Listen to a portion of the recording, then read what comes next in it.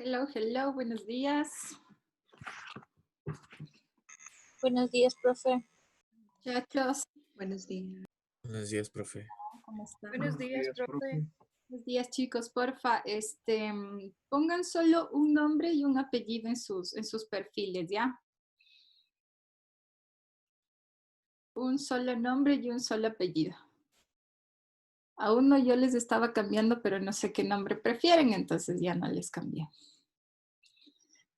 Porfa, pongan un solo nombre y un solo apellido. Kelvin, esa es. Qué lindos. Faltan algunos chicos, ¿no? La clase de las 7 es más complicada, creo, por la hora. Les toca madrugar a todos. Chachay. Bueno, vamos a ir dando inicio mientras vamos conversando, pues espero que se integren el resto de estudiantes. Ok. Bueno, espero que todos se encuentren bien, sin novedades. Vamos a dividir esta clase de hoy de psicofisiología en dos partes. La primera, que es un poco para revisar el tema de notas, de calificaciones y de todo esto. Si es que alguien tiene una duda, pues lo vamos a trabajar aquí dentro de la clase, ¿sí? Con algunas novedades que tenemos, que bueno, algunos de ustedes ya, creo que todos ya están al tanto, y pues la siguiente parte va a ser propiamente la de la clase, ¿sí? Entonces, bueno, vamos a empezar con el tema de presentarme ante ustedes como su tutora. Recibí la noticia esta semana de que, bueno, por todos los cambios que está pasando a nivel de docencia con la universidad, pues entre esas modificaciones está el tema de la tutoría de ustedes, de este nivel. Entonces, se me ha asignado a mí como su tutora, ¿sí? Así que yo voy a estar a cargo de su seguimiento, no, mentira. Y pues nada, vamos a trabajar juntos, muchachos. La idea es poder ayudarles en todo lo que necesiten, dudas con materias, con faltas, con todas las dudas que tengan, pues vamos a trabajarlas conjuntamente con yo para irlas sosteniendo durante estas semanas que nos quedan del semestre, ¿sí? Así que con toda la confianza del mundo, ustedes me escriben, vamos o le hacen llegar a John sus inquietudes, pues sí las vamos a ir trabajando. Es súper importante que poder irnos encuadrando en este tema de la tutoría también, chicos. Pues no solo depende, ustedes saben, de mí el proceso, sino que depende mucho de ustedes el éxito que tengamos en este semestre, ¿sí? Entonces, para eso vamos a alinearnos a ciertas cosillas en cuanto al sistema que hemos estado llevando de estudios, ¿sí? Bueno, algunas cosas que yo he escuchado con otros niveles, con otros representantes, con otros profesores, y bueno, sí hay esta oportunidad de poder manifestar tus preocupaciones, tus malestares, y me quedó resonando algo, ¿sí? El tema de esto de compararte con el resto de grupos, lo que a mí me calificó, yo presenté puntual y porque al otro le pone igual notas y presentó atrasado y cosas así. Entonces, en esta parte sí me gustaría invitarles a que podamos enfocarnos específicamente en lo que nosotros vamos a hacer, es decir, en nuestro proceso, como grupo, como tercer nivel y como la parte individual, ¿sí? Independientemente de lo que pase con alguna situación con otro compañero, pues eso ya lo vamos a resolver, pero enfocarnos en nosotros. Vamos a tratar de no compararnos, de no estar viendo lo que pasa con otros niveles, sino más bien nosotros darle con toda y avanzar y tener éxito ustedes, ¿sí? Entonces, ese me gustaría que sea como el enfoque. Eso por un lado. Por otro lado, en la parte del tema de las cámaras y de los, bueno, específicamente de las cámaras, sí, en lo posible, bueno, yo ya les había dicho anteriormente que tratándose de una carrera que tiene que ver con el contacto humano, que tiene que ver justamente con estas cosas que pasan mientras interactuamos. Entonces, eso es lo enriquecedor también de una clase, de lo que vamos aprendiendo. Entonces, es importante que ustedes activen sus cámaras, ¿sí? Y eso sí va a ser necesario. ¿Por qué situaciones no vamos a activar la cámara? Pues cuando proyectemos un video para que no se nos cuelgue la reunión, no se nos ponga lenta. Cuando esté lenta la señal, ahí sí, cuando apagamos la cámara fluye mejor, ahí sí también podemos hacerlos. Sin embargo, en la mayoría de casos vamos a tener las cámaras activadas, muchachos. Y de paso yo también les conozco porque solo me sé sus nombres y qué pesar no poder verlos. Entonces, sí va a ser un requisito de ahora en adelante que todos puedan activar sus cámaras, ¿sí? Entonces, nada, con eso únicamente, es un gusto para mí pues poder ser su tutora, yo con todo el ánimo del mundo para poder acolitarles en todo lo que ustedes necesiten, ¿sale? Y bueno, ahora sí vamos al tema de las calificaciones. No sé si han logrado revisar la plataforma. Ya creo que estoy con todas las calificaciones de psicofisiología. Activen sus cámaras, por favor. Con el tema de psicofisiología. Hola, Alexandra. Hola, qué gusto verlos, muchachos. Yo sé que es tempranita, pero ustedes no se preocupen. Todos estamos recién levantados. Activen sus cámaras, por favor. Sí, al final posiblemente les tome lista. Vamos a ver cómo nos da el tiempo. De todas maneras, yo estoy pendiente y siempre que termino la clase, reviso la lista de las personas que están y las que no. Otra cosa, que pasó la semana anterior, muchachos, ustedes saben que en nuestras clases hay mucho movimiento. Trabajamos aquí grupalmente. ¿Sí se me escucha bien? Sí, perfecto. Sí, profe. Gracias. Hay mucho movimiento. Trabajamos aquí, después nos vamos a hacer grupos y etcétera. Entonces, si es que ustedes no ingresan a las reuniones grupales y se quedan ahí, pues obviamente yo estoy pensando que no están participando de la clase. Entonces, tienen que estar súper pilas con eso, muchachos. ¿Sí? Bien, ahora sí vamos al tema de las calificaciones. Quiero que me digan ahorita dudas, qué pasó, estoy bien con esta nota, esta no me ha pasado, me falta esto, este otro. Todo lo que yo he visto y he pasado, pues obviamente ha sido desde la semana en la que he podido trabajar con ustedes. Entonces, todos tienen nota a partir de esa semana. Desde la anterior, pues no tengo claro qué pasaría si es porque tengo entendido que los foros que han sido abiertos en las anteriores clases también han tenido una calificación, ¿sí?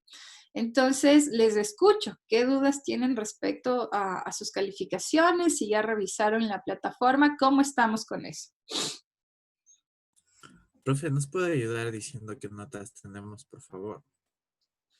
A ver, voy a abrir entonces mi registro. Espérenme un tantito. Ya, gracias, profe. Claro que sí, voy a abrir las de psicofisiología. Vamos. Ok, aquí estamos.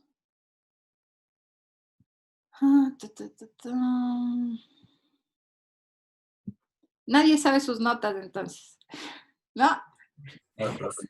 Profe, yo sí revisé las notas de En la página de la universidad estaban las notas ya puestas toditas. Sí, las notas en la página. A ver, Cristian, creo que es cierto que no has revisado, ¿verdad? Cristian, Sí, profe, yo no he revisado, la verdad. ya tienes 10. Bueno, todos Ya. tienen 10, de hecho, en Gracias, profe. psicología. Las personas que tienen 9 es, por ejemplo, Greta. Ella tiene 9. ¿Quién más tiene? No, solo Greta tiene 9. y es justamente por un foro que falta la calificación de la semana 2 y un foro de la semana 4. Entonces, eso te baja la nota y te deja en 9. Pero de ahí todos tienen de calificación 10 en psicofisiología. ¿Sí? Ya, profe, muchas gracias. Perfecto. Entonces, ya aplicados, están todos súper bien, ¿ah? Muy bien, felicitaciones, muchachos. Así vamos a terminar el semestre entonces. Espero que la nota, aparte de que sea una excelente calificación, también demuestre que, pues, que estamos aprendiendo, que sí están las clases funcionando. Y aprovechando justamente eso, quiero ver cómo les va con las clases, con la dinámica, estamos comprendiendo, vamos muy rápido, qué se les hace difícil, cómo estamos con la dinámica de las clases. ¿Estamos bien? ¿Sí? ¿No? Tal vez. Sí, profe, sí. Está bien, profe. ¿Está bien la dinámica? ¿Todo claro? ¿Seguros? Sí, profe, está muy claro todo. Perfecto. Bien, bien.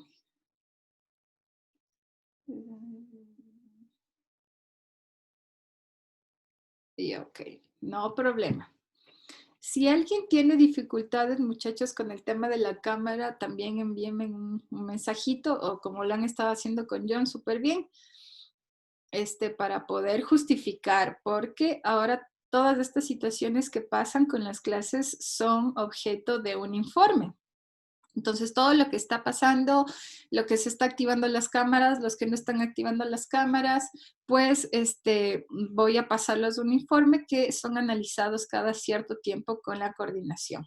Entonces, si alguien tiene dificultades con la cámara, pues tiene que formalmente justificarlo para decir, ok, está bien, por esta ocasión vamos a permitirles o vamos a justificar que no activen sus cámaras. Si es que no es así, pues ya nada, se fregaron, no, mentira. Ok, entonces estamos bien con las notas, estamos bien con las clases, todo es maravilloso. ¿En serio? ¿Yo cuánto tengo? 10. Todos tienen 10, solo Greta tiene 9, que no es una mala nota, es súper bien, pero es solo por una situación de los foros. Profe, Porque ¿y si cómo exonerarse después? exonerarse, es una buena pregunta. Déjame investigar el tema de las exoneraciones aquí en la universidad. No sé cómo las manejen realmente. Sí. Buena pregunta. Voy a investigarles. Para la siguiente semana ya les tengo una respuesta respecto a eso. Ok. Otra cosa que vamos a llevar, muchachos, a mí no sé si se han dado cuenta, pero me gusta mucho el tema didáctico. Creo que el ser adultos no nos exime de aprender de una manera lúdica y colaborativa.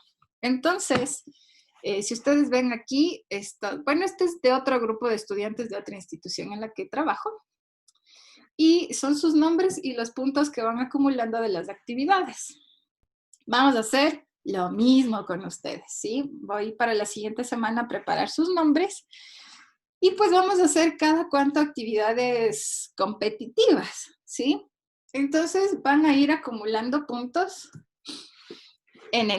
durante la clase y el que tenga más puntos en la clase, pues esos puntos van a ir sumando pues a las actividades que son promediadas en la plataforma, ¿sí? Así que hay que estar súper pilas y activos en la clase que vamos a trabajar. Y bueno, creo que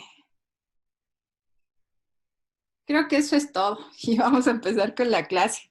Hoy vamos a hacer una clase bien chévere, vamos a hablar de algo que es todo un tema polémico, pero súper, súper genial, a mí me gusta mucho. Y vamos a empezar entonces. Voy a cerrar entonces las calificaciones ya que todos están de acuerdo, conformes y satisfechos. Muy bien. A ver, el día de hoy vamos a empezar a trabajar, muchachos, con el tema de las emociones. Un tema que es excesivamente amplio. Así que lo vamos a ir dividiendo de tal manera que nos vaya quedando súper claros a todos, ¿sí? Esta cuestión de las emociones. Para empezar, quiero que alguien me defina con lo que piense que es. ¿Qué es una emoción? ¿Qué consideran ustedes que es una emoción? ¿Qué será? O asigno yo. Es una manera de pensar. Es una manera de pensar. Perfecto. ¿Qué más pueden ser las emociones? Ahí está. Son estados de ánimo. Perfecto. Ser un sentimiento. Estados de ánimo, excelente. Muy bien, muchachos. Las emociones, esperen, son respuestas, ¿sí? Básicamente es eso. Una emoción es una respuesta.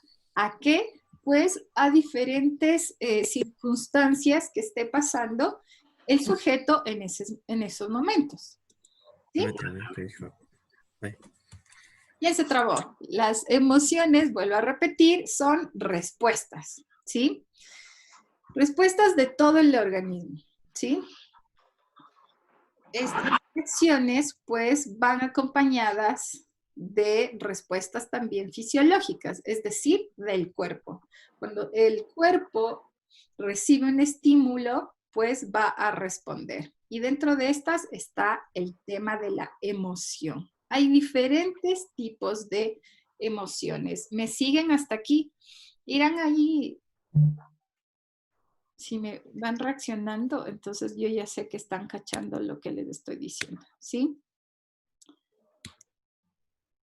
Tenemos diferentes áreas de estudio de la emoción, que está el tema cognitivo, la expresión y la fisiología. El día de hoy vamos a empezar justamente con la parte más básica, que es el tema biológico de la emoción. ¿Qué pasa en el cuerpo para que se pueda generar estas respuestas, que son las emociones, ¿sí? ¿Ante qué respondes? Pues ante algún evento que te genera algún impacto, ante qué respondes a situaciones inesperadas y cosas así. Listo. Perfecto. Entonces vamos a hablar hoy justamente de la parte fisiológica de la emoción. Me voy a ir acá. Aquí. ¿Cuáles son las estructuras que tienen que ver con la emocionalidad? Es todo el sistema límbico, muchachos. A ver, y aquí quiero que me digan si ustedes se acuerdan del tema del cerebro triuno, ¿cuál sistema era el que tenía que ver con las emociones? A ver, ¿cuál sistema tenía que ver con las emociones? Sistema límbico. Sí, ¿a cuál corresponde? ¿Al reptiliano? Perfecto, el límbico, perdóname, Alexandra, súper bien.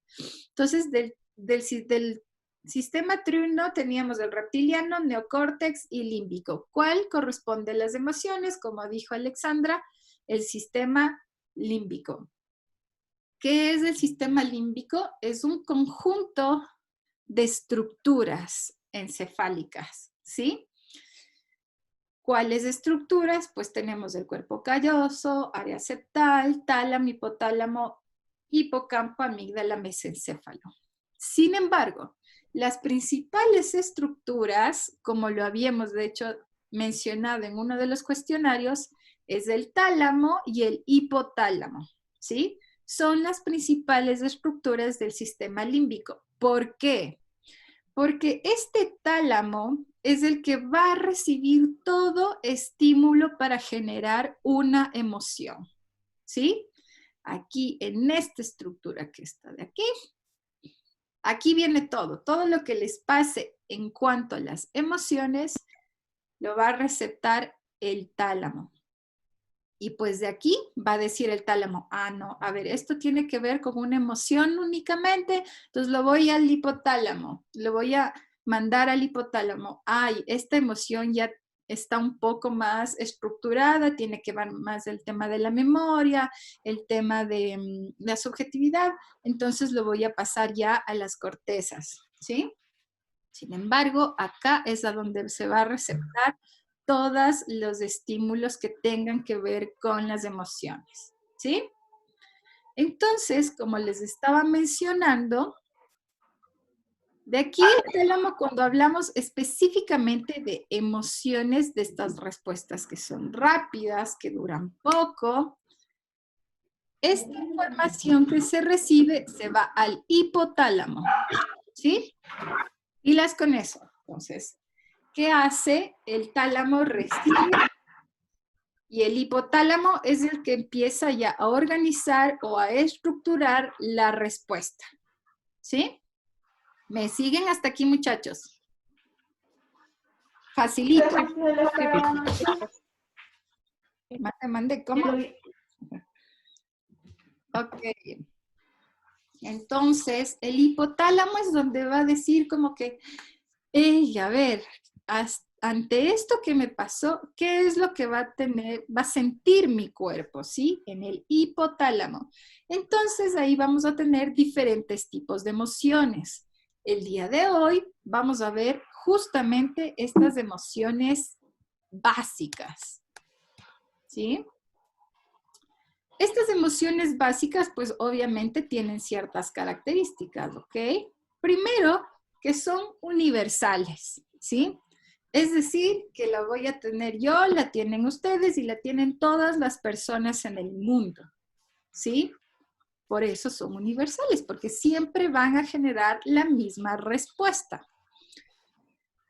Son primitivas, es decir, responden a reacciones y elementos de estímulos generales del cerebro, ¿sí? Y ya vamos a ver adelante justamente por qué son primitivas.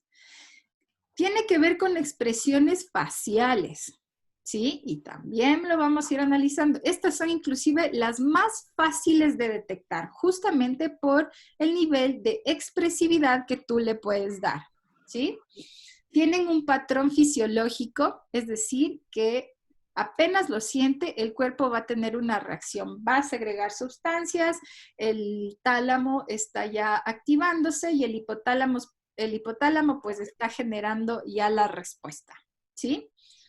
Y pues ahí están los sistemas cerebrales de los que les había conversado. Entonces, ¿cuáles son estas emociones básicas, muchachos? Pues están aquí, ¿sí? Es el miedo, la ira, la alegría y la tristeza. Son emociones que las tienen absolutamente todos los seres humanos. Las tenemos todos, las tenemos también los animales, porque son justamente estas emociones las que les permite estar en estado de alerta, protegerse y ese tipo de cosas, ¿ok? Son universales porque todas experimentamos esto, todas responden a un factor también biológico, ¿sí? El miedo, la ira, la alegría. Perfecto. Entonces aquí, espérenme un tantito. Ok.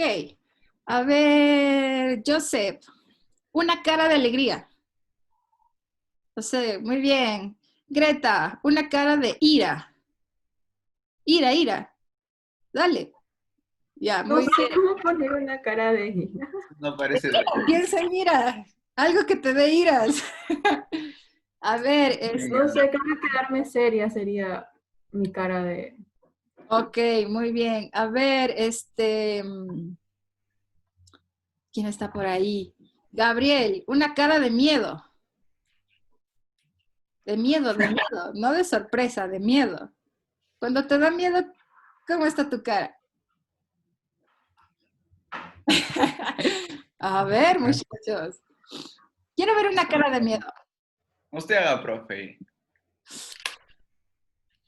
Muchachos. Ok, esto es un ejemplo súper básico de este tipo de emociones, que todas las puedes expresar con cualquier idioma que manejes. Es decir, si yo tengo felicidad, se me va a manifestar la expresión que si una persona de la China tenga felicidad, ¿sí? Entonces son mediante respuestas universales. Ante las emociones va a haber siempre la misma respuesta, ¿sí? ¿Me siguen hasta aquí? Perfecto. Entonces, muchachos, las emociones, ¿qué estructura se encarga? ¿Qué sistema? Sistema límbico. Hipotálamo. Oh, perfecto. ¿Quién recibe todo el estímulo emocional? ¿Qué estructura del sistema límbico? Tálamo. El tálamo. Tálamo, perfecto. Y para el tema de las emociones, ¿a dónde dirige esta información? Hipotálamo. El hipotálamo. Tálamo, excelente, perfecto. Entonces tenemos las emociones básicas. ¿Qué características tenemos de las emociones básicas? Vamos. Son Alegría. universales, todo el mundo las tiene y Son generan primitivas. la misma respuesta. Tienen una misma respuesta, son primitivas, perfecto. Y Se manifiestan en las expresiones faciales. perfecto, muy bien. No sé, El patrón de activación es fisiológico de las emociones. bien, exacto. Siempre van a tener una activación fisiológica. El cuerpo va a reaccionar. Cuando tú tienes miedo, tu cuerpo se pone en estado de alerta, ¿cierto? Y recuerden ustedes, la anterior semana que trabajamos los neurotransmisores, qué moléculas y qué componentes químicos se activan cuando te pones en estado de alerta. ¿Qué más? La adrenalina. Exactamente. Dame un segundo. Puerta. Ok. Exactamente. Cuando tienes alegría, ¿qué neurotransmisores se activan? Entonces, todo eso justamente responde a una actividad fisiológica. ¿Sí? Bien, muchachos. Entonces, para ir complementando esto, vamos a ver un videíto. Ahora sí apaguen las cámaras para que no se nos cuelgue el video. ¿Ya? Acá está. Pónganle mucha atención, por favor. Necesito que le presten muchísima atención porque de este video va a depender la siguiente actividad que ustedes van a hacer. ¿Ok? Vamos ahí. Aquí está.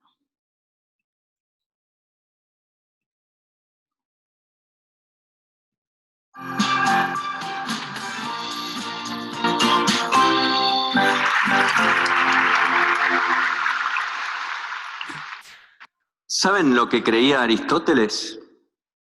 Aristóteles decía que pensamos con el corazón y que el cerebro solo se dedica a enfriar la sangre que viene caliente del corazón después de haber pensado. ¿No les parece una barbaridad que una de las mentes más brillantes de la historia de la humanidad haya equiparado al cerebro humano con un radiador? Creo que todos estamos de acuerdo en que Aristóteles esta vez estaba equivocado. Hace más o menos 10 años investigo la relación entre el corazón y el cerebro, básicamente la forma en que el corazón produce enfermedades neurológicas, como los accidentes cerebrovasculares o ACVs, y cómo el cerebro produce enfermedades cardiológicas, como las arritmias.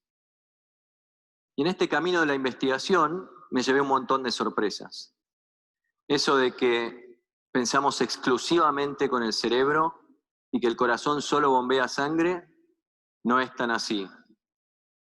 Por ejemplo, ¿cuántas veces les dijeron que decidan con el corazón? ¿Qué tiene que ver esta bomba de puro músculo con tomar una decisión? O tal vez con las intuiciones, que es lo que necesitamos para tomar decisiones a veces. Hay un estudio de la Universidad de Cambridge que revolucionó el tema de decidir con el corazón y abrió un camino enorme en lo que nosotros llamamos investigación sobre toma de decisiones. En este estudio se le pidió a algunas personas que participen de un juego en el cual tenían que tomar decisiones basadas en situaciones simuladas en una computadora, y siempre había dos opciones entre las cuales tenían que decidir. Una de ellas iba a tener un resultado positivo o favorable y la otra iba a tener un resultado desfavorable.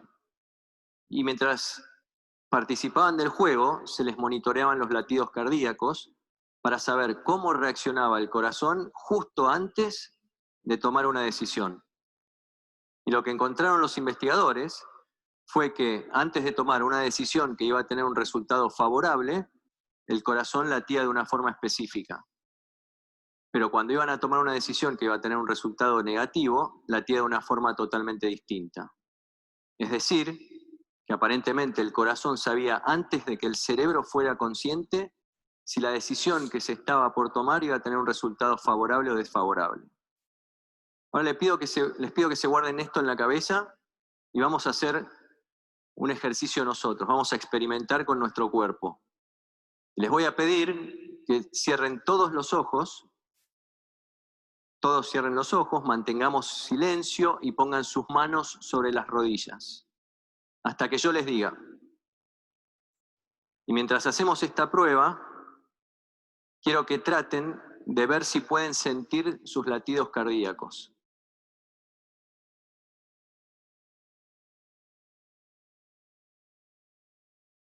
Muy bien, abramos por favor los ojos y ahora les voy a pedir que levanten la mano quienes hayan podido sentir sus latidos. Perfecto, más o menos el 50%. Entre las personas que levantaron las manos, probablemente haya muchos que tienen desarrollada una capacidad que se llama interocepción. ¿Qué es la interocepción? Simplemente la capacidad de sentir los mensajes que nos da nuestro cuerpo, que nos envía nuestro cuerpo, como por ejemplo, en este caso, los latidos cardíacos. Volviendo al experimento de la Universidad de Cambridge, las personas que estaban participando del juego habían hecho exactamente lo mismo que ustedes y habían sido clasificadas en quienes tenían buena interocepción o mala interocepción. Y lo más interesante de este experimento es que quienes tenían buena interocepción tomaron decisiones favorables mucho más frecuentemente que quienes no tenían buena interocepción. La conclusión de este experimento parece ser que quienes tienen la capacidad de detectar, de codificar y procesar los mensajes que nos manda nuestro corazón antes de decidir, aparentemente podrían tomar mejores decisiones. Por supuesto que con todo experimento revolucionario como este es necesario confirmarlo con otros científicos que hagan la misma prueba, pero mientras tanto, ¿no les parece que no están tan mal algunas frases como escucha tu corazón o tengo una corazonada al momento de decidir? Pero ¿cómo hacen el corazón y el cerebro para interactuar de esta manera al momento de tomar una decisión? Hay un área específica dentro del cerebro que es el foco de nuestras investigaciones, que se llama ínsula. Se llama ínsula porque es como una isla que está debajo de la corteza cerebral, oculta, y que está hiperconectada con todo el cerebro. Es como si fuera el gran aeropuerto local a donde llegan y de donde se van todas las conexiones. Pero la ínsula también está conectada con otros órganos, como el corazón y el intestino, entre otros, y por lo tanto también es el gran aeropuerto internacional a donde llegan y de donde se van todas las conexiones que están fuera del cerebro. Y lo que tiene de interesante la ínsula es que es pura neurona y el corazón es puro músculo. Entonces ustedes me pueden decir, ¿cómo hacen para comunicarse estos dos órganos tan distintos? La respuesta es bastante sorprendente porque el corazón, así como el cerebro, tiene neuronas. Esos puntos blancos que ustedes ven en el corazón son neuronas, grupos de neuronas a donde llegan las conexiones que vienen del cerebro. Y eso que ustedes están viendo es un típico corazón, es la anatomía de un corazón. ¿Y qué pasó a lo largo de la humanidad para que un corazón como ese se transforme en el símbolo universal del amor? ¿Qué tiene que ver el corazón con amar o enamorarse? En otro experimento le pidieron a algunas personas que traigan fotos de alguien a quien amaban profundamente y de alguien que les era totalmente indiferente. Y les hicieron una resonancia magnética especial, que se llama funcional, que nos permite ver qué áreas del cerebro se están activando ante determinados estímulos o determinadas acciones. Y lo que se vio en este experimento es que cuando las personas veían la foto de la persona a quien amaban, se iluminaban áreas relacionadas con el placer y con la recompensa. Y no casualmente, una de esas áreas era la ínsula. La ínsula parece estar involucrada en algunas funciones, junto con otras áreas del cerebro, que nos permiten darnos cuenta que estamos enamorados de una persona. Nos permite decir, esa es la persona de la cual yo estoy enamorado. Y aparte, por sus conexiones con el cerebro, por sus conexiones con el corazón y con el intestino, hace que cuando estamos con esa persona a quien amamos, tengamos taquicardia, palpitaciones y esa sensación de mariposas que a veces se describe en el estómago cuando estamos enamorados. Entonces, señores, nos enamoramos con el cerebro y no con el corazón. Y este grado de interconexión que hay entre el cerebro y que tenemos también con la ínsula, hace que tenga repercusiones funcionales, pero que también haya repercusiones que pueden resultar en problemas de salud. Por ejemplo, les quiero mostrar en este gráfico, acá tienen en el eje horizontal los meses de mayo, junio y julio. Y en el eje vertical tienen la cantidad de infartos cardíacos que hubo en la ciudad de Múnich. En el año 2003, la cantidad de infartos en esos 3 meses se mantuvo constante, no hubo cambios. Año 2005 pasó algo similar. Año 2006, mayo, sigue todo igual. Junio y julio explota el número de infartos en Múnich.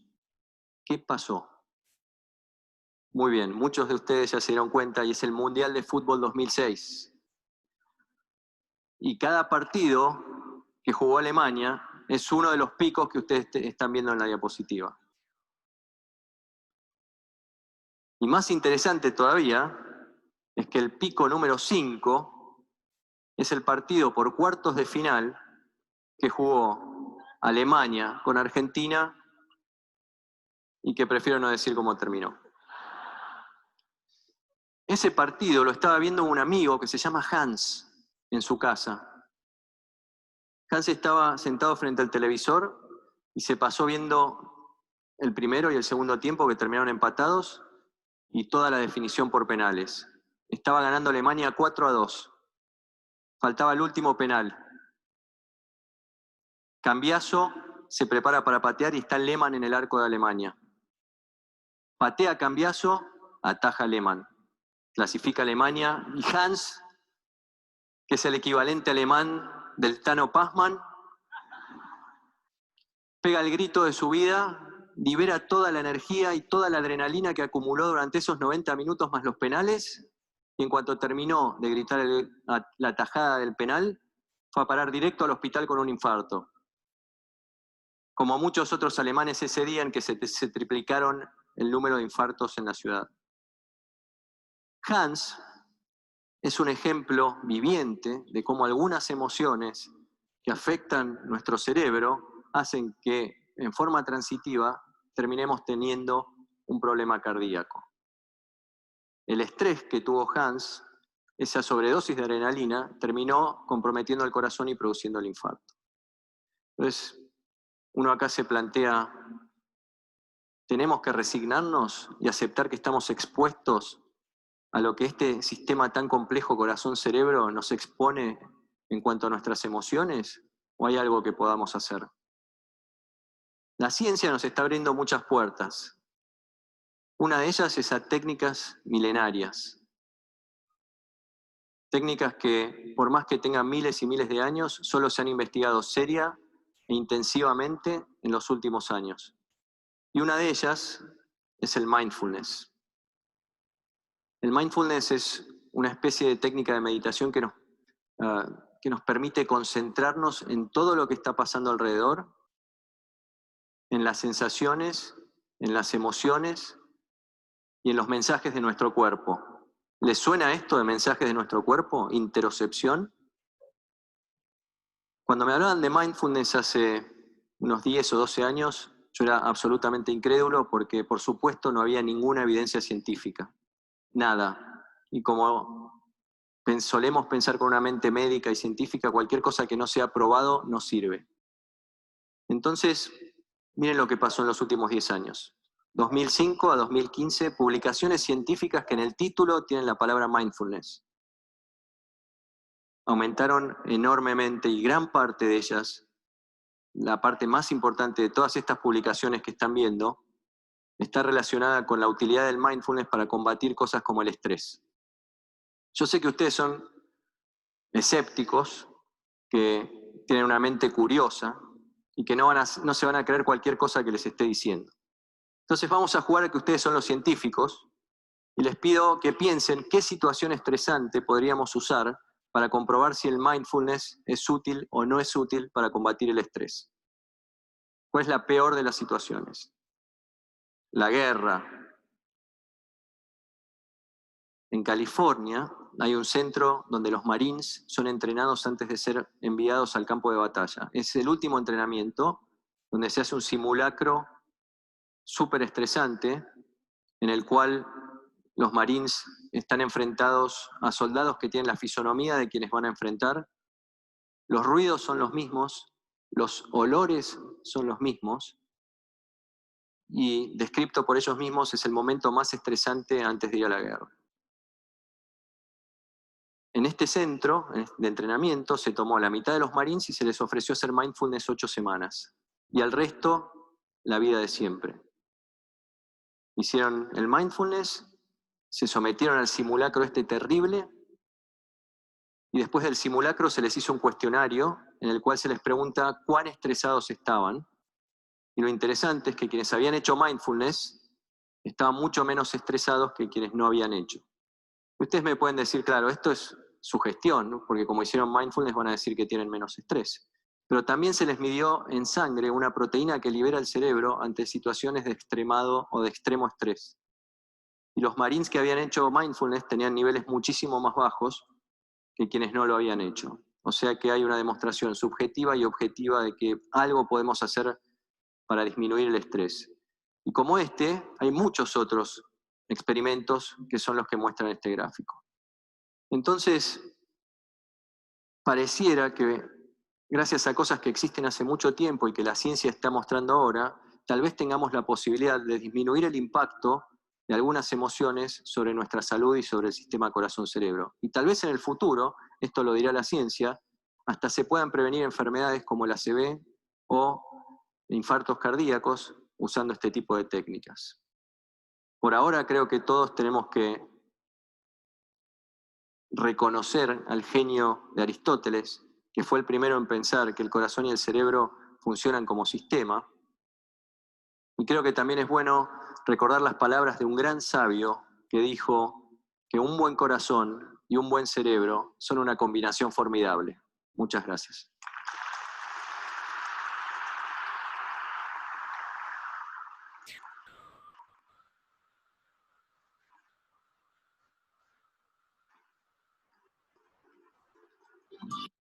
Ok, bien.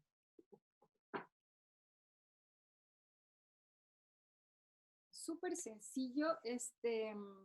Estaba analizando qué materiales podía proporcionar y me encantó porque hace una relación muy sencilla, muy digerible entre justamente esto que pasa con las emociones, cuáles son los estímulos que tienes y pues cómo esta puede desencadenar efectos corporales, ¿sí?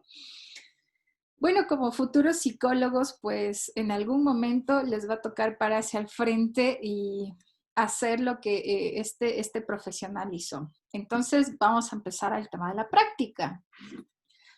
Siendo las 7:55, muchachos, acabamos de hablar de las emociones básicas, ¿no es cierto? Miedo, ira, alegría. ¿Sí? Entonces, en base a esas emociones básicas y tristeza también, vamos a crear justamente una exposición como la que acaban de ver, ¿sí? ¿qué características podemos observar en el video que lo pasamos hace un rato? Es esta relación del tema científico con un ejemplo de la vida real. Y es ahí donde se hace el aprendizaje mucho más digerible, mucho más light, ¿sí? Entonces, van a ubicar eso, que el tema, la emoción que van a escoger, lo vamos a relacionar con un evento de la vida cotidiana. Obviamente que todos los conozcamos para que el aprendizaje y su exposición sea mucho más lúdica. 2, obviamente tiene que haber la explicación científica en cuanto a las emociones, que ya acabamos de estudiarlo, y va a su exposición. Entonces, ¿cuál es la actividad que tienen que hacer? Y no va a ser grupal, esto va a ser individual. Van a preparar una exposición de no más de 4 minutos, como vieron el video, con esas directrices, que tenga ejemplos de la vida cotidiana, que tenga la explicación científica y obviamente, y si ustedes se fijan, por eso me gusta mucho el tema de los TED Talks, apuntan mucho al tema del desarrollo humano, ¿sí? Dentro de toda la exposición que nosotros vimos, hay un mensaje que te deja, ¿sí? Entonces, con esto nosotros vemos que el tema de la emoción, el tema fisiológico del cuerpo, del cerebro, tiene mucho que ver con el lado humano, ¿sí? Entonces, por eso es que la psicofisiología, pues, une estas dos partes, lo biológico, pues, con el comportamiento humano. Entonces, vamos a tener exactamente de aquí hasta las 8:20 para que ustedes preparen pocos minutos, de 3 a 4 minutos de una exposición. Obviamente no va a ser igualita porque el tiempo es más limitado. Súper corto de lo que vimos de las emociones, ¿sí? Vimos un ejemplo claro y así tenemos que hacerlo. Y lo vamos a exponer todos. ¿Está claro lo que hay que hacer? Profe, ¿de las emociones o de una sola emoción? De una sola emoción. Muchas gracias, Micaela. Van a escoger miedo. Recuerden que solo vamos a trabajar emociones básicas el día de hoy. ¿Qué emociones básicas tenemos? Miedo, ira, tristeza, alegría. Van a escoger una de esas 4 para dar su exposición, así como el video que acabamos de ver, ¿sí? Con Ya, la profe. exposición y todo eso. Entonces, ¿está claro lo que hay que hacer? Reaccione para yo saber ya que no les estoy viendo. Entonces, chicos, ahora sí, ahí sí pueden dejarle la cámara apagada para que puedan prepararse y pues la activamos 8:20 para escucharles. Vamos a empezar a hacer la práctica, muchachos, porque la idea no es solo que solo aprendan y todos, sino que queremos evidenciar lo que estamos aprendiendo. Entonces, nos vemos a las 8:20, activan sus cámaras y empezamos con las exposiciones. Cualquier cosa, igual estoy aquí. Si necesitan alguna ayuda con el contenido, pues solo me avisan, ¿ok? Vamos, empecemos, muchachos. Voy a dejar nuevamente reproduciendo también el video para que vayan tomando referencias. Profe, una consulta. Por favor. Sofi. Cuando usted nos habla de la explicación científica, esta parte no la escuché porque tuve un inconveniente. Tenemos que hacer una investigación de qué fisiológicamente pasa en el cerebro cuando desarrollamos esta emoción. No necesariamente, es de lo que ya hablamos. A ver, si voy a hablar del miedo, entonces voy a decir que obviamente se recepta en el tálamo, tal como lo habíamos explicado, como yo les expliqué en la clase. Váyanse ustedes de esa información, de esa pequeña información científica, obviamente, para desarrollar la emoción que van a exponer, ¿sí? No le investiguen tanto porque ahí más bien se pueden confundir, ¿sí? Ah, ok, profe. Lo que sí pueden ir consultando, por ejemplo, es qué neurotransmisor se empieza a activar con el miedo. Eso sí podemos irlo revisando, ¿ya? ¿Alguien más preguntó algo por ahí? Tenía duda de igual forma cómo hacer la tarea, pero me quedó más claro con lo que le explicó la compañera. con lo que yo les expliqué inicialmente, con esa información pueden partir, ¿sí? Y de ahí lo desglosamos pues únicamente con la emoción que ustedes hayan escogido. Ejemplificamos, pueden buscar por ahí una experiencia significativa en el internet y ahí vamos haciendo la estructura de su exposición. Recuerden que no tiene que durar más de 4 minutos porque somos bastantes y todos nos vamos a escuchar. Ya, profe, gracias.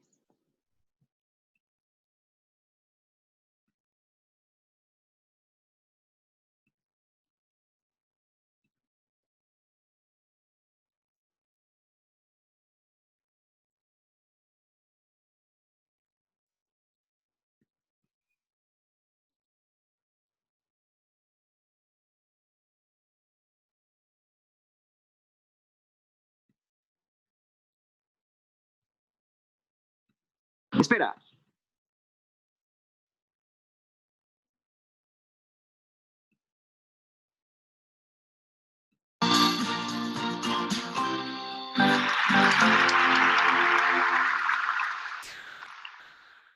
¿Saben lo que creía Aristóteles? Aristóteles decía que pensamos con el corazón y que el cerebro solo se dedica a enfriar la sangre que viene caliente del corazón después de haber pensado. ¿No les parece una barbaridad que una de las mentes más brillantes de la historia de la humanidad haya equiparado al cerebro humano con un radiador? Creo que todos estamos de acuerdo en que Aristóteles esta vez estaba equivocado.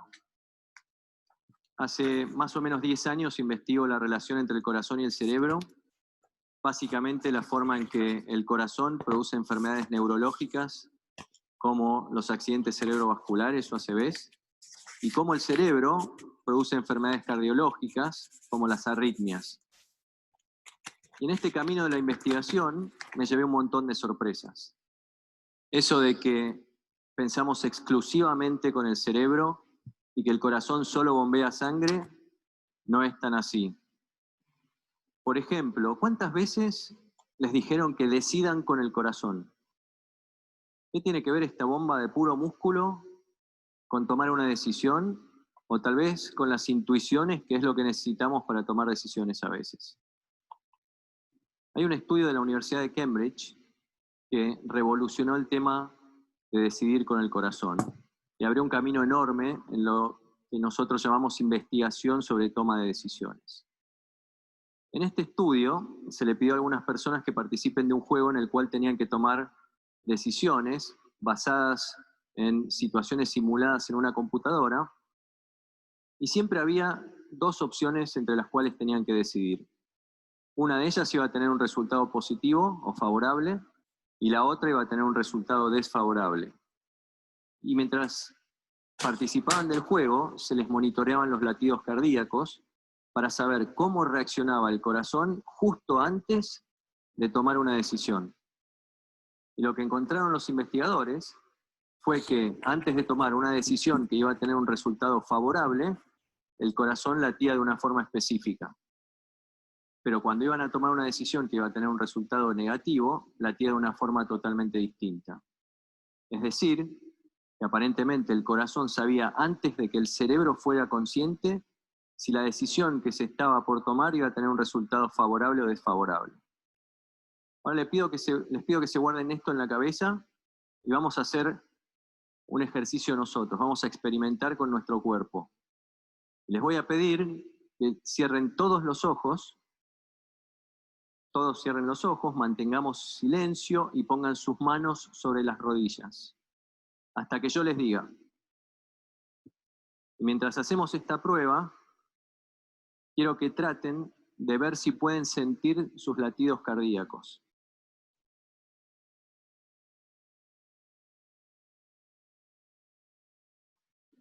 Muy bien, abramos por favor los ojos y ahora les voy a pedir que levanten la mano quienes hayan podido sentir sus latidos.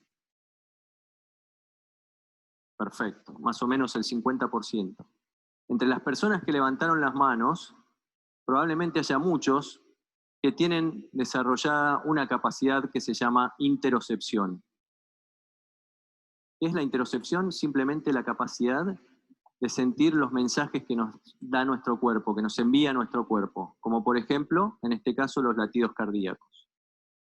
Volviendo al experimento de la Universidad de Cambridge, las personas que estaban participando del juego habían hecho exactamente lo mismo que ustedes y habían sido clasificadas en quienes tenían buena interocepción o mala interocepción.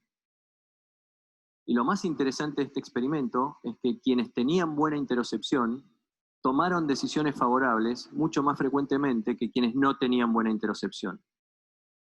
La conclusión de este experimento parece ser que quienes tienen la capacidad de detectar, de codificar y procesar los mensajes que nos manda nuestro corazón antes de decidir, aparentemente podrían tomar mejores decisiones.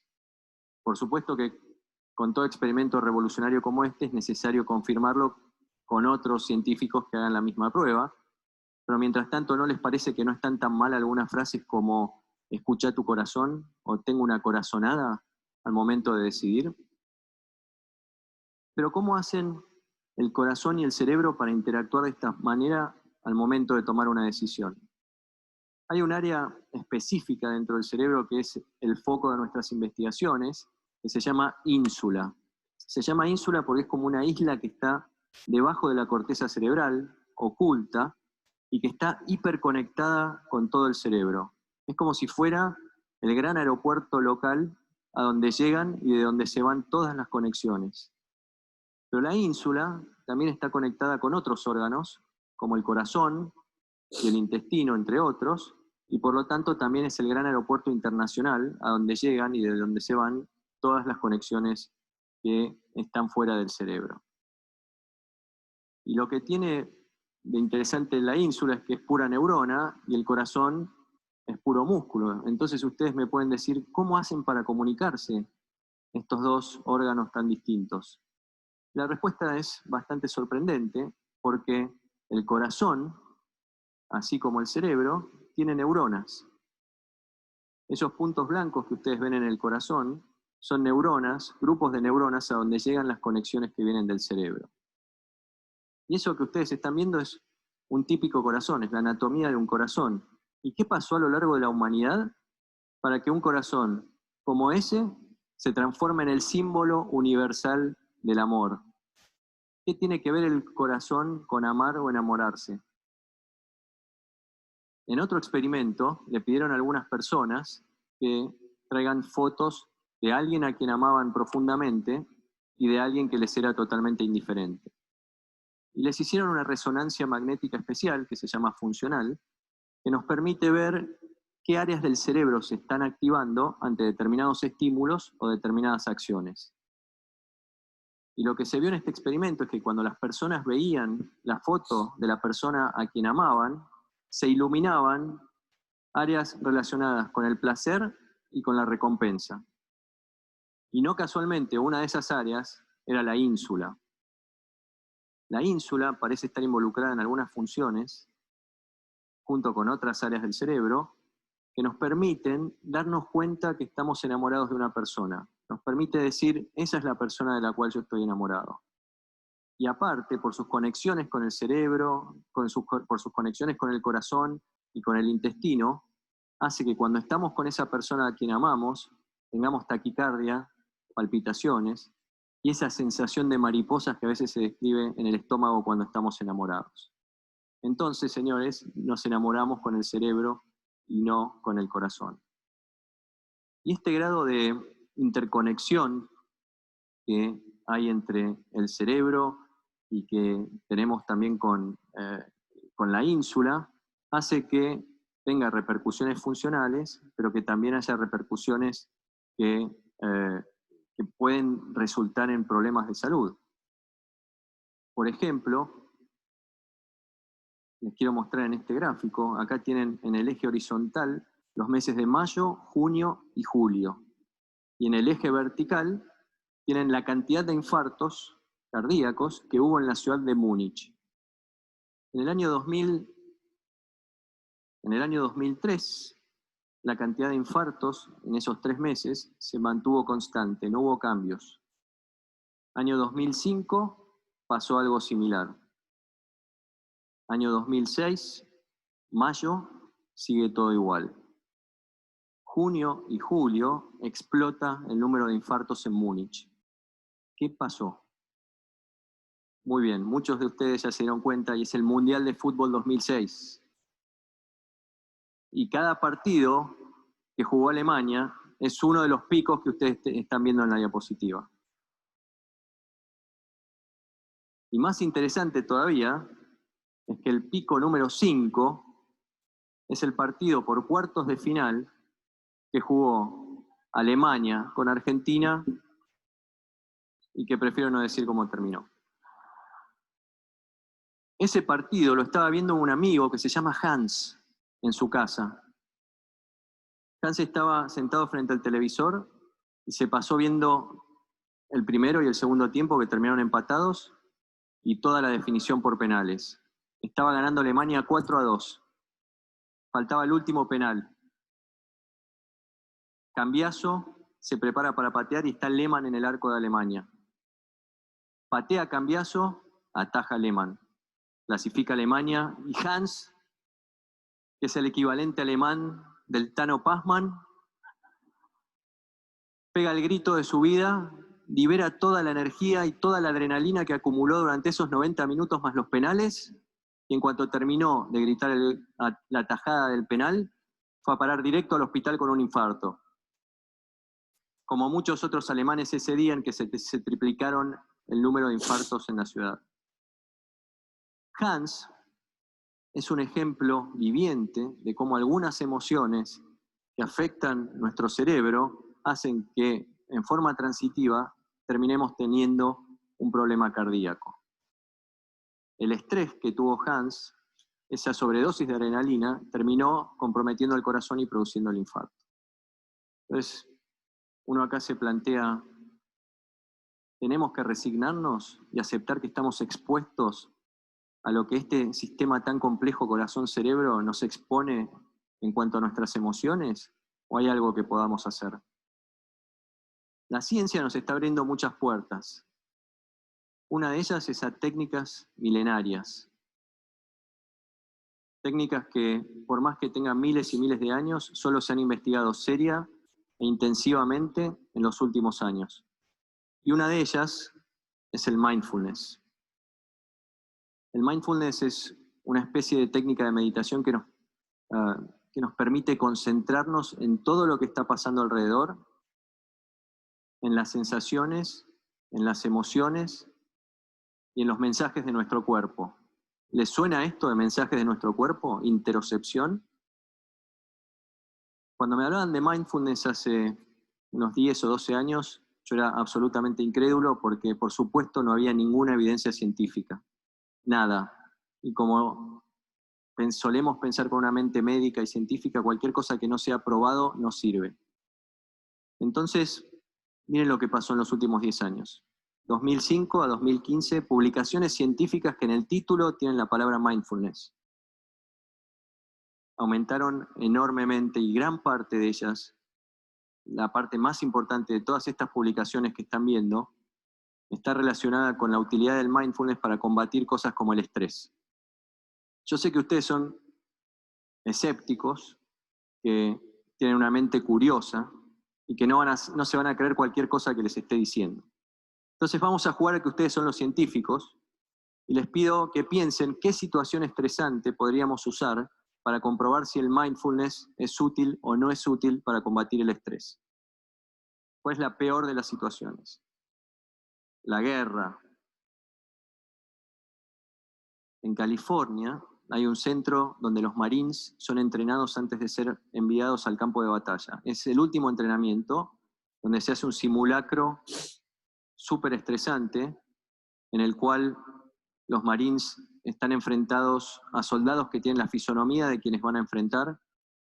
Los ruidos son los mismos, los olores son los mismos, y descrito por ellos mismos es el momento más estresante antes de ir a la guerra. En este centro de entrenamiento se tomó la mitad de los Marines y se les ofreció hacer mindfulness 8 semanas, y al resto la vida de siempre. Hicieron el mindfulness, se sometieron al simulacro este terrible, y después del simulacro se les hizo un cuestionario en el cual se les pregunta cuán estresados estaban. Y lo interesante es que quienes habían hecho mindfulness estaban mucho menos estresados que quienes no habían hecho. Y ustedes me pueden decir, claro, esto es sugestión, ¿no? Porque como hicieron mindfulness van a decir que tienen menos estrés. Pero también se les midió en sangre una proteína que libera el cerebro ante situaciones de extremado o de extremo estrés. Y los marines que habían hecho mindfulness tenían niveles muchísimo más bajos que quienes no lo habían hecho. O sea que hay una demostración subjetiva y objetiva de que algo podemos hacer para disminuir el estrés. Y como este, hay muchos otros experimentos que son los que muestran este gráfico. Entonces, pareciera que gracias a cosas que existen hace mucho tiempo y que la ciencia está mostrando ahora, tal vez tengamos la posibilidad de disminuir el impacto de algunas emociones sobre nuestra salud y sobre el sistema corazón-cerebro. Y tal vez en el futuro, esto lo dirá la ciencia, hasta se puedan prevenir enfermedades como la ACV o infartos cardíacos usando este tipo de técnicas. Por ahora creo que todos tenemos que reconocer al genio de Aristóteles, que fue el primero en pensar que el corazón y el cerebro funcionan como sistema. Y creo que también es bueno recordar las palabras de un gran sabio que dijo que un buen corazón y un buen cerebro son una combinación formidable. Muchas gracias.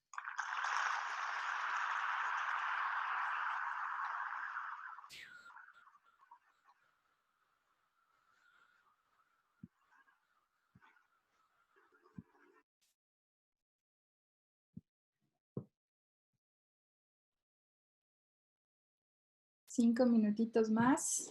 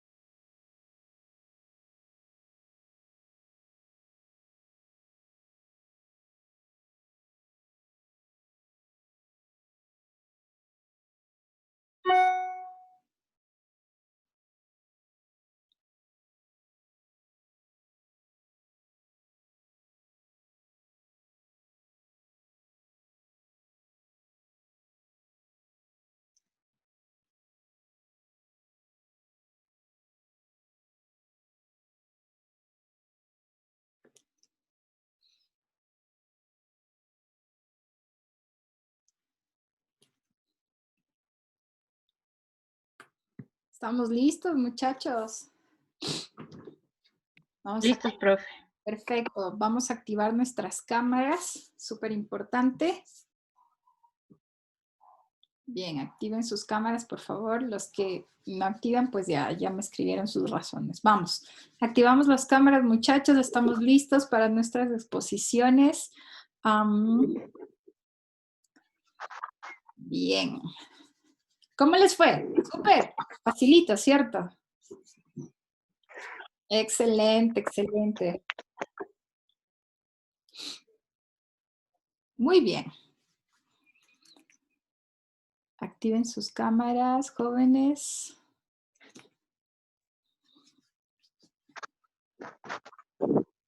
Profe, una duda, No te entendí, Ricardo. ¿Qué dijiste? no sé, tengo un problema. ¿Con la cámara? No sé, yo estoy desde mi teléfono y para la exposición voy a meterme desde la computadora y el teléfono, porque no tengo cámara en la compu.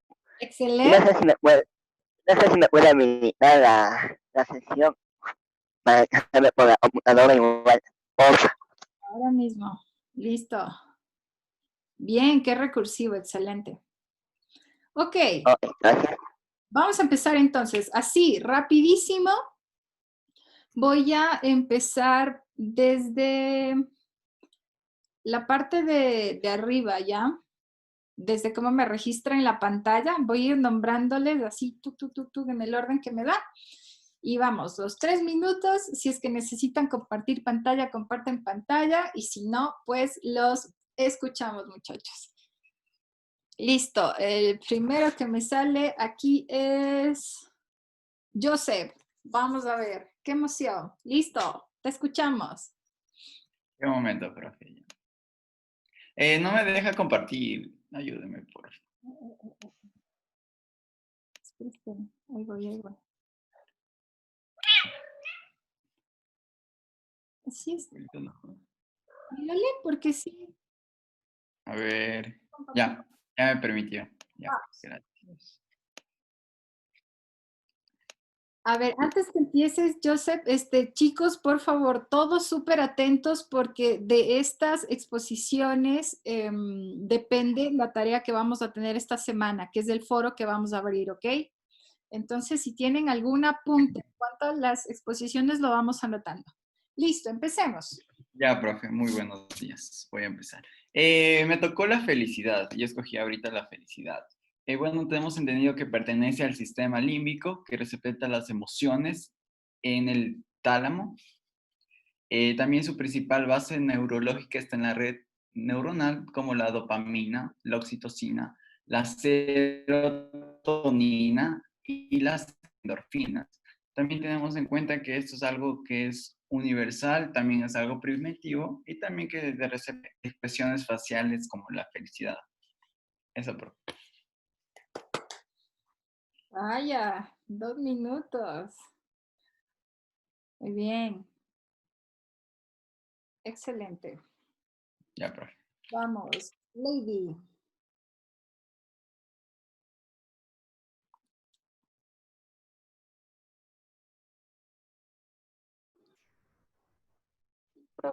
Dijo Lady.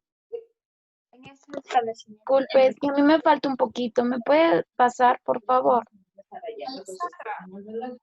Por favor. Que nos pueda informar si presentaría alguna sintomología. Profe, me dijo a mí. No se puede automedicar. Si usted no tiene síntomas, usted no se puede automedicar porque... Alexandra. ¿A quién? A mí. Es que no le escuché, profe. Bueno, yo les voy a hablar acerca de la alegría de ser madre. Dice que se activa la hormona del amor, es decir, la oxitocina, cuando uno se convierte en madre.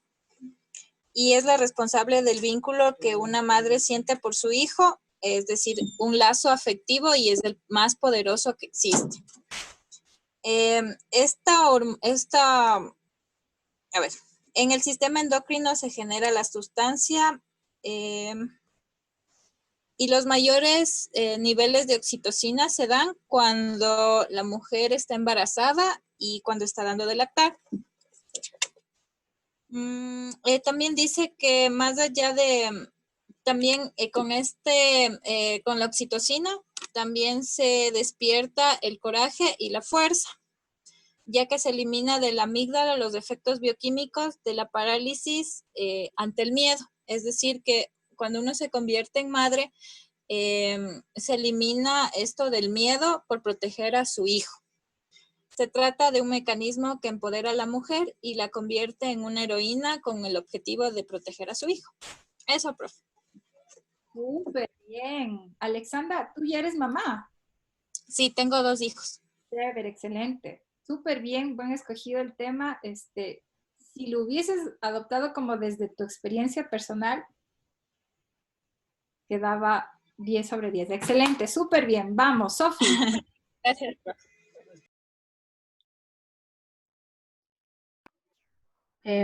Bueno, empiezo ya. El doctor Peter Garzón es un oncólogo del Hospital Clínic de Barcelona. Este doctor está realizando estudios para determinar qué tan probable y qué conexión tiene el cáncer con las emociones. Aunque en algún punto él dice que no está ligado, también dice que de todos los cánceres que él ha estudiado, hay muchos que tienen, ha encontrado que muchas de estas pequeñas glándulas propias del cáncer existen terminaciones nerviosas. Por ende, el sistema nervioso en general propicia el crecimiento del cáncer. Forma parte de la tumorogénesis, que es decir, la formación y el crecimiento del tumor. ¿Por qué he empezado con esto? Porque el sentimiento que yo escogí fue la tristeza, y cómo la tristeza en algún punto de nuestra vida puede desencadenar en cáncer. Le voy a dar un ejemplo. Sí fue personal, y fue lo que me llamó la atención hasta ahora, y el por qué he decidido escoger la tristeza como tal. La mamá de mi mejor amiga, en algún punto de su vida vivió una separación después de casi 30 años de matrimonio. ¿Qué pasó después de este proceso? Al año y medio después de divorciarse, la señora vivió procesos de estrés crónico, que lo que dice este doctor es que el estrés libera unas citoquinas inflamatorias, que es un neurotransmisor. No está asociado con nada, pero también encontré un estudio que dice que el 7% de las mujeres que presentaron cáncer de colon en México era básicamente por procesos de que quisieron liberar algo en un momento y no pudieron hacerlo. Entonces vuelvo al caso de mi ejemplo, la mamá de mi mejor amiga, un año y medio después de este proceso de separación, le dio cáncer de colon. Fue automático, ella era una persona sana, no tuvo ningún tipo de complicación nunca, siempre sus estudios fueron completamente normales, pero sorpresa, después de vivir este estrés o esta tristeza por la separación, por la pérdida de su matrimonio, desencadena el cáncer. Y parece un hecho aislado, pero a la par también la mamá del mejor amigo de mi hermano pasó un proceso similar, 30 años de matrimonio, el matrimonio se destruye, o sea, se separa este vínculo de la pareja y la mamá igual desencadena cáncer, desencadena cáncer de colon y lastimosamente estas 2 mujeres murieron, o sea, no pudieron salvarse del cáncer porque fue tan invasivo y como este doctor dice, estas células nerviosas ayudan a que el cáncer se desarrolle con mucha mayor rapidez que en una persona que tal vez la ciencia nos diga que es de forma genética. Claro que hay muchos científicos que te dicen que el cáncer es hereditario, pero hay que tomar en cuenta que hoy día los psicólogos están determinando que el cáncer también tiene un componente emocional. Entonces, básicamente mi sentimiento fue la tristeza y yo tenía este ejemplo de la tristeza. Excelente, súper bien. Gracias. Muy bien. Vamos, Greta. Ya yo escogí el miedo, porque siento que es una de las emociones más frecuentes en el ser humano. Dice que el miedo se encuentra en el sistema límbico, ya que esto obedece a un mecanismo hormonal que se desencadena en la amígdala central, en la cual se interviene un conjunto de neuropéptidos, sí. Momento de sentir miedo, nosotros podemos llegar a tener un conjunto de cortisol y estrés. El estrés al mismo tiempo puede causarnos un momento de ansiedad, a la vez que el miedo. Cuando tenemos un miedo totalmente elevado, podemos dar una oxidación de la adrenalina, que es cuando tenemos un miedo totalmente elevado, y ahí es cuando se forma esta aquí.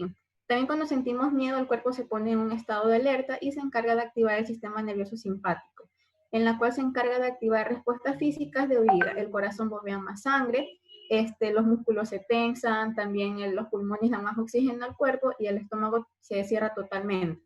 Ahí es cuando comenzamos a sudar. Por ejemplo, muchas personas el miedo nos puede causar sudoración en las manos, podemos tener un momento tenso. Por ejemplo, en mi caso, cuando estoy con miedo y siento demasiado nerviosismo, me sudan las manos, tengo náuseas y puedo llegar hasta un punto de ser agresiva con las demás personas, en mi punto. Pero cuando hay un nivel elevado del miedo, se llega hasta producir una oxigenación de la adrenalina, que podría causarnos sí unas enfermedades cardiovasculares al momento de tenerlas. Eso es todo. Excelente, súper bien. Vamos. Kerly. Ok, yo escogí la emoción básica, que es la felicidad, y como todos sabemos ya, esta emoción básica recibe la respuesta en el tálamo y lo pasa al hipotálamo.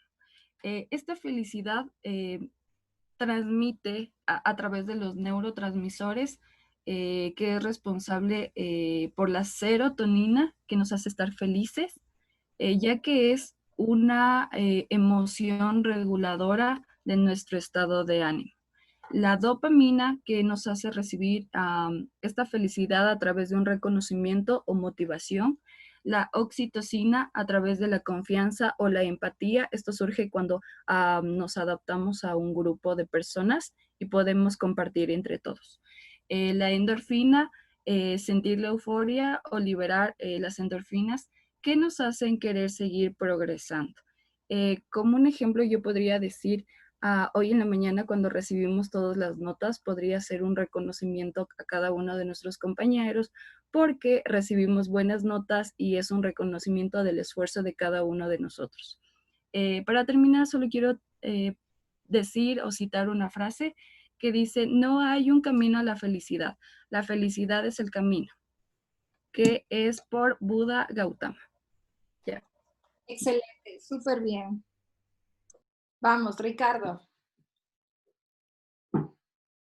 Dele su reacción, muchachos. Reaccionen. Okay. Vamos, Ricardo. ¿Estás listo? ¿Estás listo? ¿Sí? ¿No? Sí. Ahí va.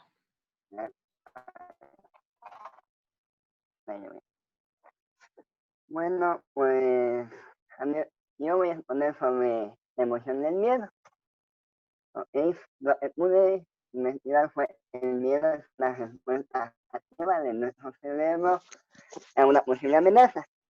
La misma se origina cambios en la fisiología del pensamiento y de la conducta de la persona. Igual es considerado un mecanismo básico de supervivencia que se produce en una respuesta de estímulos específicos de dolor o peligro. El miedo está centrado, como lo dice ahí, en la amígdala, en el sistema límbico. Los neurotransmisores, el neurotransmisor que da respuesta al miedo es la citocina, y surge en el tálamo y tiene efecto en el miedo de la amígdala. El miedo está asociado con el órgano de los riñones, se relaciona con la deficiencia renal.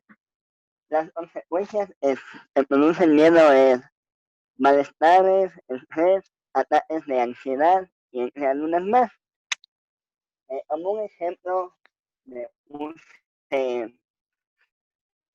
cuando un niño ve una película de miedo, se activa el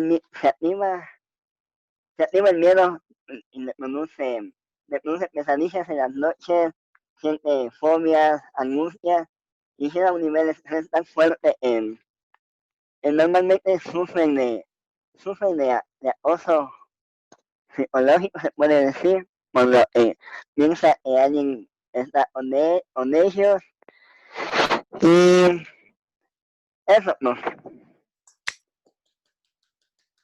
Súper. Muy bien, muchachos. Dejemos de compartir la pantalla. Vamos, Micaela. Ya, profe. Yo voy a hablar sobre la tristeza. La tristeza, en términos de emoción básica, sabemos que es parte de una de las 6 emociones básicas no natales, según Paul Ekman. En términos emocionales, perdón, la tristeza es una emoción que se la puede representar por una clase de dolor o un estado afectivo que provoca un decaimiento a nivel espiritual, o a menudo se lo puede representar también por el llanto. En los orígenes básicos de la tristeza, la palabra proviene del latín tristitia, también conocida como melancolía. Antes, Hipócrates lo había categorizado como una enfermedad psicosomática que era derivada de los 4 humores. En este estaba la tristeza o la melancolía. También es considerada como, por Hipócrates era considerada como una enfermedad fatal si llegaba a ser combinada junto con el miedo o los abatimientos según este médico griego. También tenía que ver con exponerse a este tipo de sentimiento mucho tiempo, podría igual generar, transformarse en una enfermedad un poco más grave. Muchos de los síntomas muchos de los síntomas que era descrito en ese tiempo de la melancolía son los que ahora nosotros adaptamos para describir y para poder diagnosticar la depresión en las personas gracias a la medicina moderna. Bioquímicamente se asocia a los niveles bajos de producción de la serotonina. También tiene que ver con, según el Diario Americano de la Psiquiatría, tiene que ver con los aumentos de la actividad bilateral en las proximidades media y posterior del lóbulo temporal, cerebelo lateral, vermis, mesencéfalo, putamen y caudado. Hay varios tipos de tristezas. Está una conocida es la distimia. Entre tristeza o distimia, la distimia viene siendo el trastorno depresivo persistente de este sentimiento o de esta emoción. Se lo puede considerar también como un trastorno crónico, puede ser de origen genético o de origen hereditario.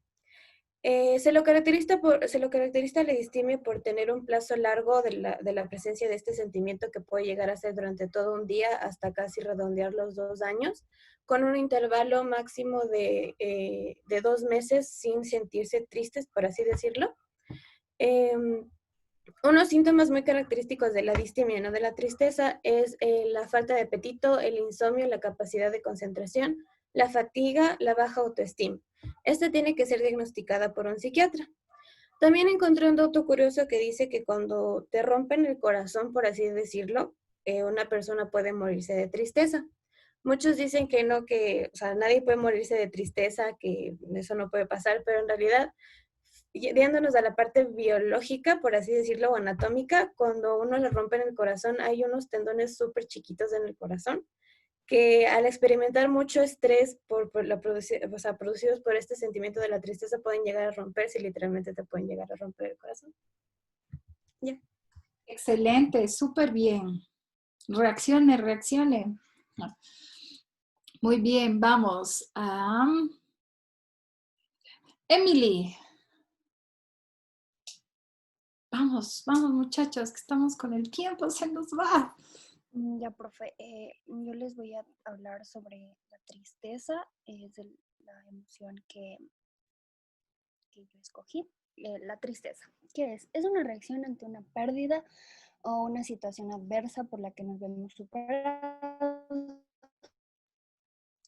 La tristeza también puede aparecer tras grandes alegrías, cuya dimensión resulta excesiva para la persona que la experimenta, puede gestionarla como emocionalmente con eficacia. ¿Qué nos causa la tristeza o qué nos desencadena? Suelen ser la pérdida de una persona o objeto o un objetivo valioso. la vivencia de una situación adversa. Estos mismos son desencadenantes compartidos por otras emociones de cariz negativo, como puede ser la ira o la rabia. El hecho de que una persona ante una determinada situación dependerá fundamentalmente de si considera que todavía se puede hacer algo, en cuyo con las emociones se sentirá, puede ser la ira, la rabia, etc. O por el contrario, esta persona considera que no se puede hacer nada para mejorar la situación. ¿Qué factores determinan la intensidad de esta emoción? Es bien conocido que el hecho de que ni todas las personas se ponen tristes ante una misma situación, ni todas ellas reaccionan con la misma intensidad ante estas situaciones. Los moduladores más comunes son los patrones de la personalidad, los esquemas cognitivos y el entorno sociocultural. Entre los patrones de la personalidad conviene saber que una persona con alto grado de neuroticismo presenta mayor probabilidad de sentirse triste, ya que este rasgo normalmente va asociado con una baja autoestima, como ya lo dijeron mis compañeros, una gran facilidad para sentirse culpable y un alto grado de exigencia con la persona misma. Por otro lado, hay varias cognitivas de la personalidad, también influyen en la emoción, la tristeza, así como, por ejemplo, una persona con un estilo explicativo, pesimista, que piensa que ella es el causante de todo aquello negativo que le ocurre en la vida, mientras los hechos afortunados son solo producto del azar y no tienen nada que ver con una persona. Los efectos físicos de la tristeza son los experimentos entre efectos, un aumento del tono muscular, aunque tienen un ritmo respiratorio estable, su amplitud respiratoria es mayor a un aumento de la tasa cardíaca, la presión sanguínea, la conducta de la piel. Y las expresiones corporales son una elevación en la parte inferior de las cejas, el descenso de la comisura de los labios, el ascenso de los pómulos y el estrechamiento de la apertura de los párpados y la inclinación de la cabeza. Eso es lo que yo les puedo decir, profe. De la tristeza, nos has dicho muchísimo de la tristeza. Perfecto, gracias, Emily. Vamos, Gabriel. Y contigo creo que vamos a terminar.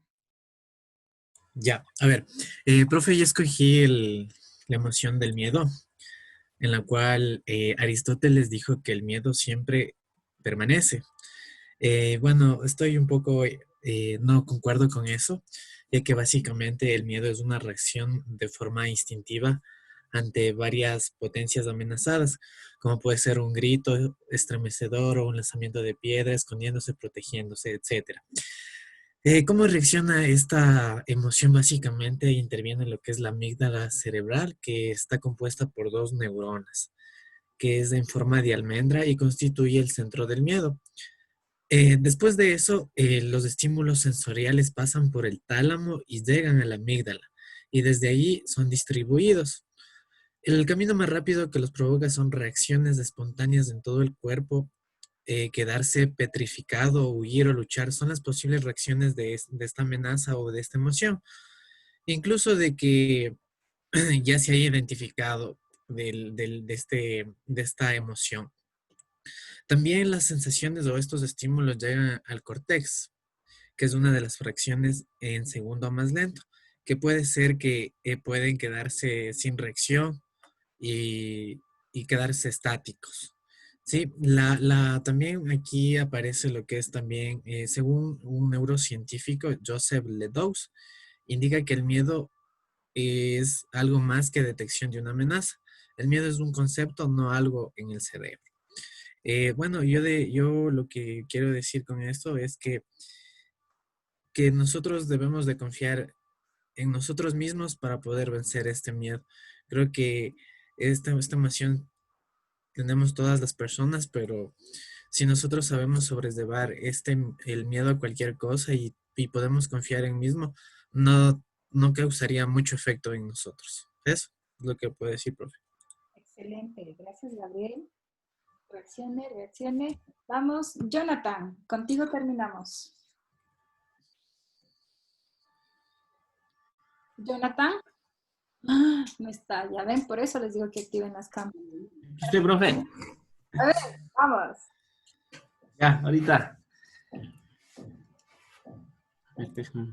Ya, profe, yo voy a hablar sobre la ira y el estrés. La emoción de la ira. La ira es una emoción básica que siempre nos va a acompañar a lo largo de nuestras vidas y puede activarse esta en diferentes circunstancias depende en la que nos encontremos. Podemos decir que esta emoción también nos protege de aquello que nos hace daño, siendo así el origen de esta misma. ¿Dónde se encuentra o dónde se produce la ira? Se podría decir que se produce en la amígdala, que es la estructura más importante dentro del sistema límbico. Es la que guarda nuestras emociones más irracionales. Es la parte del cerebro en la que se genera la defensa contra los peores sentimientos que expresamos los seres humanos. El miedo, la ira, la tristeza. Ya. Ahora, dentro de esto, las sustancias que encontramos, de acuerdo a los especialistas, la ira libera niveles altos de noradrenalina. Esta hormona controla la presión alta y el ritmo cardíaco. Al momento que nosotros tenemos niveles altos de noradrenalina, se da una disminución de los niveles de serotonina. La serotonina nos ayuda también a controlar los niveles de estrés. Ahora, si nos ponemos a pensar una persona que tenga demasiada ira y explote sus niveles de noradrenalina, es más propensa a sufrir problemas de estrés con el tiempo. Por ejemplo, una persona que esté demasiado enfadada en su vida cotidiana y no se rompe algo, esa persona tiene problemas ya de disminución de serotonina en su cerebro. Es lo que podría decir sobre la ira, profe. Excelente, excelente. Reaccionen. Profe. Tenemos para una más. Jennifer, ¿tú quieres? Dices. Sí, profe, lo que pasa que, no sé si es que me tocó a mí, lo que pasa que justo me llamaron del trabajo y tuve que desconectarme un ratito. Todavía no te nombré, tranquilo. Estoy en, ya. en la cámara. A ver, déjame ver quién está allá.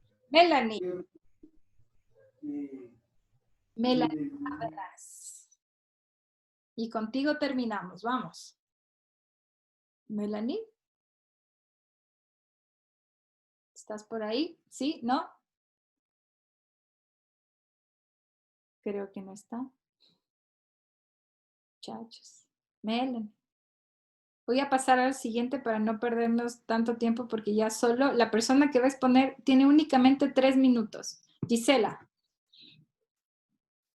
Listo, profe. Voy a compartir pantalla. Okay. Bueno, lo que yo elegí igualmente fue la ira. Lo que pude averiguar es que la ira se caracteriza por un incremento de la frecuencia cardíaca y la tensión arterial sistólica. Se produce un aumento de los niveles de testosterona a la vez que disminuye los de cortisol. El cerebro muestra una mayor alteración del hemisferio izquierdo.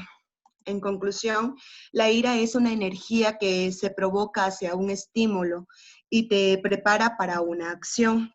En consecuencia, a nivel fisiológico y del comportamiento, ya que el pulso se acelera, el corazón late rápido y la respiración se agita.